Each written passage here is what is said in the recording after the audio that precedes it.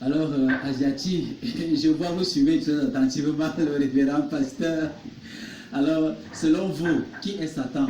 Quel peut être son rôle? Est-ce que vous, en tant que père, pouvez faire un enfant tout en sachant que cet enfant-là se révélera contre vous plus tard? Nous, les hommes, c'est possible. Maintenant, on nous a présenté Dieu, le Dieu de la Bible, comme étant quelqu'un qui ne se trompe pas, quelqu'un qui est infiniment sage, infiniment tous les qualificatifs qui peuvent exister. Mais avant, je suis un peu amusé quand je vois le pasteur, le révérend. Vous savez, un mensonge qui se répète devient vérité pour celui qui ment. Parce que quand je vois des pasteurs qui se laissent aller à ces récitations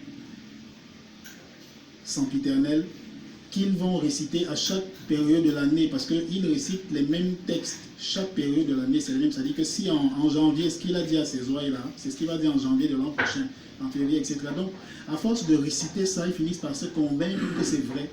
Et donc, lorsqu'il parle, il est convaincu qu'il dit la vérité. En fait, il est dans l'erreur, le pasteur. Et si c'était dans la vérité? Parce que, non, c'est pas la vérité. Parce que, d'abord, Satan, dans notre culture, nous tous on peut dire Dieu en nos langues. Zambel, Si, Loba, etc. Mais on ne peut pas dire Satan, on va tous dire Satan. Ce n'est pas nos langues. On ne peut pas dire Jésus, on va dire Jesus. Ce n'est pas nos langues, c'est le latin. Et si quelqu'un dit non, s'il s'appelle Jésus, il va s'appeler comme ça partout. Je lui dis non. Celui qui s'appelle Jean en français va s'appeler John en anglais. Donc, en chaque langue, il peut avoir une sonorité différente, il peut avoir une prononciation différente. Pierre va devenir Peter en anglais. Donc Jésus aurait pu devenir quelque chose dans nos langues pour qu'on soit d'accord que ce mec a existé. Est-ce que c'est assez solide comme argument pour dire définitivement que Satan n'existe pas? Satan n'existe pas pour une seule raison. Si on vous dit que Satan n'existe pas, les religions n'ont plus raison d'être.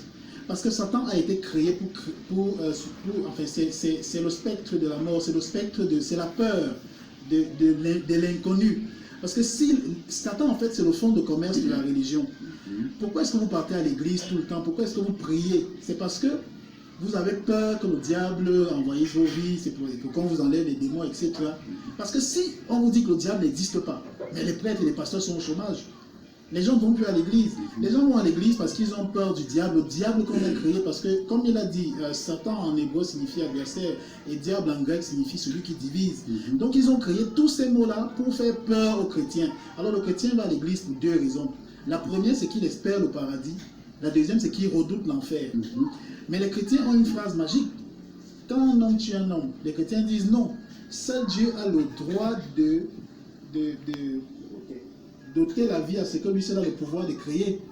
Mais il n'a qu'à tuer Satan et puis on reste tranquille. Pourquoi est-ce que nous les hommes on doit tout le temps faire des jeûnes, des neuvaines pour que Satan disparaisse? Pourtant c'est pas nous qui l'avons créé. C'est Dieu qui l'a créé, qu'il finisse avec le puis on reste tranquille.